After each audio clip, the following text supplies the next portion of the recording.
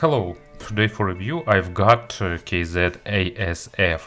If you follow the news in the portable audio world, you know that KZ recently announced and actually released, because they never waiting with releases after the announcements. They released two pure balanced armature in-ear monitors. ASF is more affordable model, price is about $60. But of course there will be discounts. Many got this model during 11/11 sale on the AliExpress, so basically declared price is $60, but of course it will change in some foreseeable future. But anyway, it's 5 balanced armatures per ear earphones. Also they have ASX, it's 10 balanced armatures per ear earphones, and they are more expensive, about $100, true luxury. And of course I'm kidding, and I also got them for review, but of course this review will be next probably, or maybe not next, maybe, but anyway it will be out soon. But I decided to start with more affordable model just because I wanted to do so. Before starting this review, I read some feedback on this model and it was pretty fun. You know, it's easy to understand when some company became big for the market. It's when everyone starts scolding this company, start nitpicking and so on. So with ASF and ASX, it's pretty fun situation, because professional reviewers try just mixing them with dirt and stomping them, so professional reviews close to be devastating, while reviews of those who've bought it on Porta.Fi and other forums are pretty positive. Like, of course it's not a masterpiece, but it's really good in-ear monitors. So, I'm not a professional reviewer, I'm just amateur sharing my thoughts, so I'll try to be, well, I can't say unbiased, because everyone is biased and all audio is subjective, because, you know, preference and previous experience and other stuff matters a lot. But let's be honest, I read that reviews and I thought like timbres are not correct, they are not natural and so on. But come on people, on what planet did ever KZ created something natural or monitoring? Of course, no, I can recall one single model, actually AS16 if I remember right, previous multi-balanced armature model. But that attempt wasn't really great. It was okay, but not great. So KZ is a company that always created fun sounding in-ear monitors, and they got tons of fans of such a tuning. And actually, I think I said too much in the introduction. So let's try to figure out the pros and cons of this model. So I will add links to the AliExpress shop where I've got them to the description, and let's proceed. So package is simple, small, minimalistic. So as you can see, there is a black and silver blue version, and as usual you can get it with or without microphone. Box is simple, maybe KZ could do a bit better here, of course, because actually other companies trying to give more at this price range. So did they print technical specifications here? No, as far as I've seen. If I remember right, they have 18 ohms of impedance and some average sensitivity. Okay, not that important. In the box you'll get earphones themselves, stock cable, and additional two pair of tips. So really generous from their side, like two bigger one and two smaller one. Made of soft silicone, so they are softer than before and with shorter stems. I don't know why they decided to do that, but they did change it a little bit, and actually, in my opinion, it's not such a great idea. We'll tell a bit later why. Of course, I also was mentioning in some previous reviews that KZ need to update their accessory set, but I expected some other change, so basically their previous gray silicone tips were fitting better. And it's of course a subjective thing, but I don't like this, actually not exactly this, but such soft silicone tips. They are a bit more comfortable, of course, but usually get proper seal with them is a bit harder. Anyway, let's go back to the earpieces themselves. You can see they've changed shape a little bit. It's close to multi-balanced armature custom in-ear monitors by, let's say it, famous companies, but actually KZ is one of the most famous companies nowadays on the market. So let's say companies with bigger brands and higher prices. And you can see the transparent internals and PCB of crossover here, and all balanced armature drivers are located inside of this 3D printed structure. So KZ also spending time implementing some acoustic treatment like other companies do, so it's a good sign. In terms of wearing comfort, of course they are bigger than their previous in-ear monitors, so for me fit is good, but it could be different for those who have small ears. But I think for average and bigger ears there won't be any issues. They have a pretty well extended spout, so they will fit nicely into ears, they will provide a good sound isolation. There is a lip for holding the tips, protective grill, so all these elements that is necessary are done pretty well. So let's move it back. And also nice new faceplates with stylish three-dimensional design, also pretty good touch. As usual, they're using their, actually not there, but pretty common and most used by KZ exactly, 2-pin connector with recessed pins and elevated sockets. I still think that it's the best option in the affordable segment. They provide good fit, good connection quality and pretty decent durability. So stock cable is improvement over the previous KZ brown cable, but of course it's still not something audiophilic, but at least it looks more fancy, closer to high-end cables.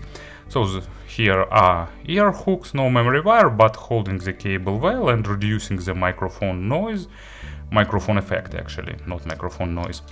And it's pretty soft, so a bit softer than average, a bit tangling, but not getting hard when it's cold, and thanks to softness microphone effect is low, so normal cable for this price range. And let's summarize it. Design is good, fit comfort is good for me, cable is also great, but tip selection could be definitely better, and actually it's common flaw of the KZ, they're saving few cents and not adding better tip selection, but that's not the smartest idea from their side. They should be more generous. And of course about the sound, I gave them about 40 hours of burn-in. I didn't expect any change, because balanced armatures rarely are impacted by burn-in, and there were no significant changes, so don't bother burning them in, but you will need to ensure that you're getting the proper seal and isolation with tips. Usually I'm instantly using the biggest tips available in the accessory set, but in this case with these tips I used medium because they providing a bit better isolation, because bigger tips distorted inside of ears and isolates not as good. And they are really responsible for the tips rolling. I will mention that a bit later, but with different tips you can get pretty different results depending on what you want to achieve. Let's have a player on the table. It will be Hybis R8 and let's proceed to the sound. So basically KZ never were creators of natural or monitoring or audiophilic representation, and they definitely didn't become the ones with their two new models.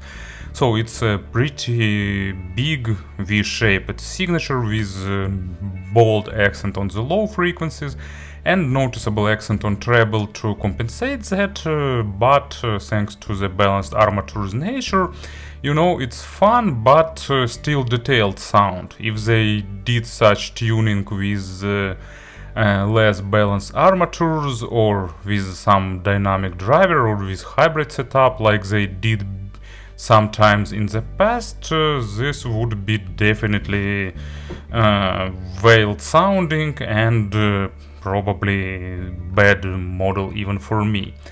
But luckily they learned their lessons and they created a really fun model for those who like accented signature, but at the same time it has normal detalization. It's definitely not super resolving, not super natural, so don't expect nothing of that.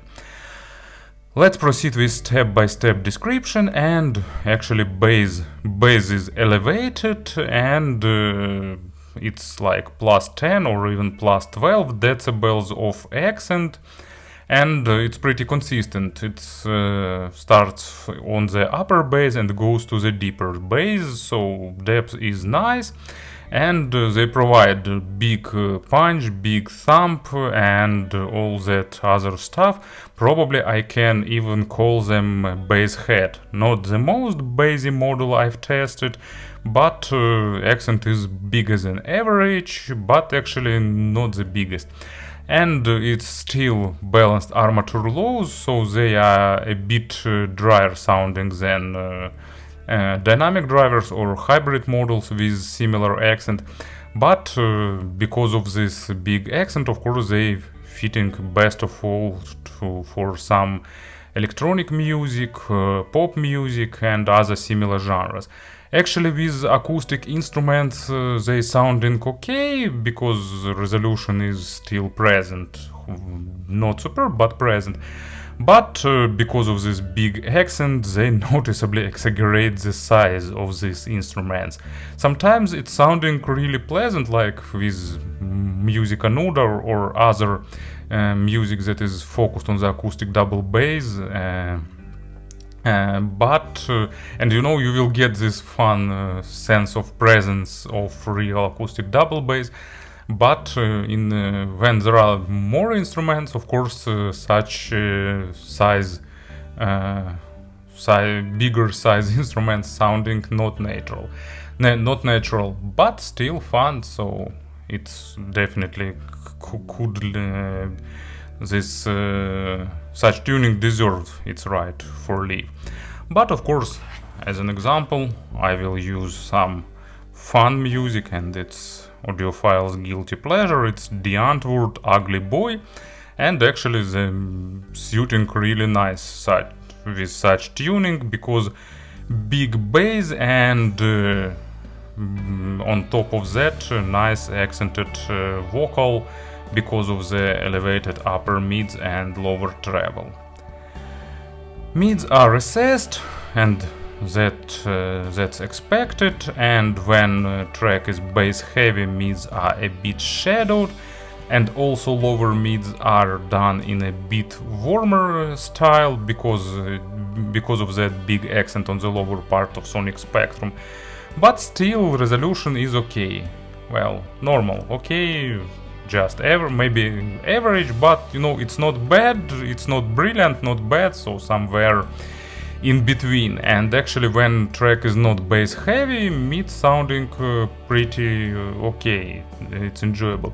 But when bass is present, actually it's present and it's dominating in the mix, but still, you know, probably I could get more hype and make this video just swearing this model, cursing it, and telling that I will never listen to such model, but I don't want to do that. You know, it's fun and it's enjoyable.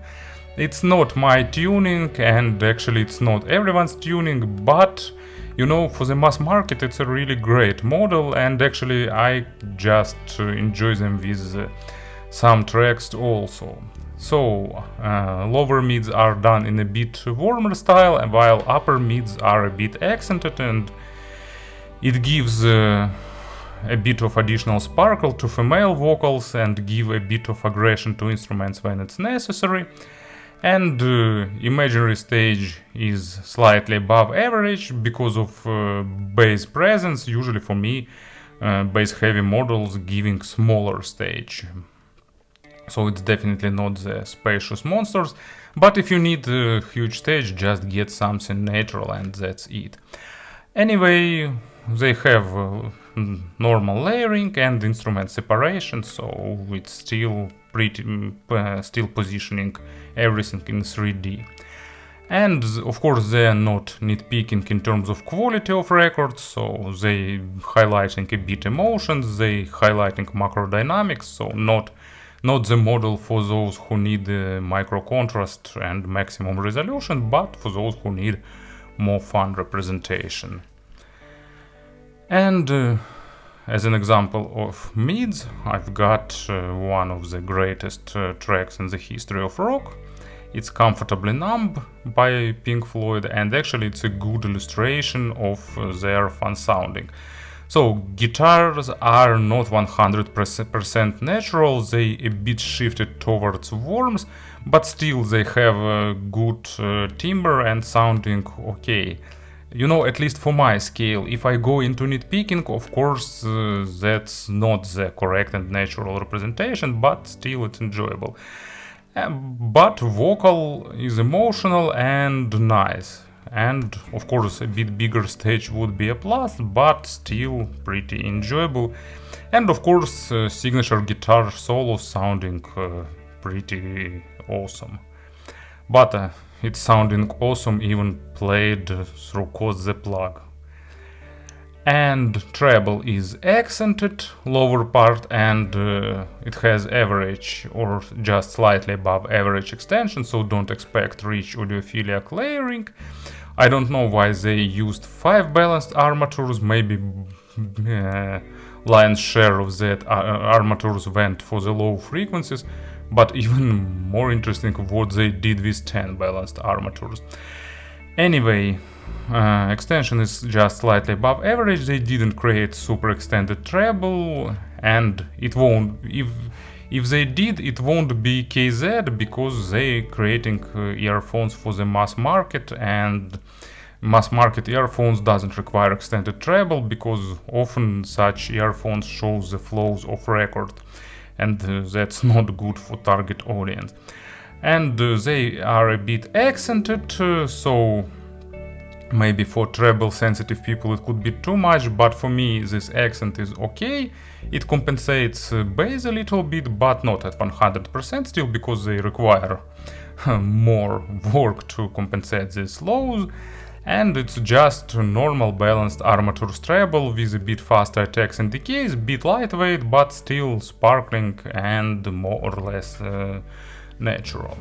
And as an example, I got the track that I often use as a test for sibilance. It's Iron Maiden's 7th Son of a 7th Son, and actually I try all the masters, I try different versions, and all of them are recorded with really sharp and piercing S, especially in the chorus, and this 7th Son of a 7th Son sounding really sharp, but actually with this earphones, those S's sounding still on the acceptable level, so it's my test, so they're not too sharp for me. And also they play all the percussions present in this track pretty okay. Speaking about the pairings, they don't require something stellar. Actually, you can use them with your smartphone, you can use it with some entry-level dub. They are fun, and actually they don't require something natural, something powerful, something super resolving. Basically they are pretty sensitive, so something with lower background noise would be a plus, but also they are not super nitpicking in terms of black background. And speaking about the conversions, in this price range we've got tons of everything, and of course I can't compare with anything, but basically just few models to use as reference points. So TRN V90, more natural, more resolving, more focused on the micro contrast with brighter and more monitoring sound signature. KZ I don't know, ZSX is also more natural, with less bass, with less treble, so bit less fun signature.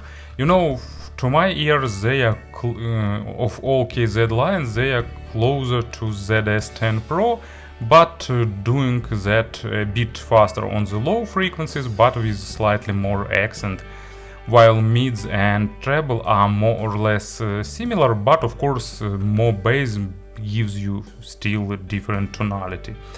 And KZ ZAX, it's like close to this model, but with also less V-shapeness, but more V-shaped than ZSX, for example, a bit less V-shapeness with a bit more weight on the low frequencies, but a bit less bass in terms of quantity, and also a bit more extended treble, so step towards audiophilic tuning. So to summarize this review, of course it's not the audiophile masterpiece, and it's not the model for those who need natural or natural sound. But if you want fun signature, and if you want this fun signature being played by balanced armatures and giving that balanced armatures resolution, at least partially, then KZ model is really good, and actually, you know, I think that they will get more positive reviews, because they created not for reviewers, not for critical listeners, they created for the mass market, and actually with that music, with that sources, they deliver a lot of pleasure. Not mine, but still really nice, so I won't curse them, I won't swear them, I understand for whom are they made, and I think that target audience is really okay. We will be satisfied with them. So thank you for listening, thank you for your attention, and have a nice day.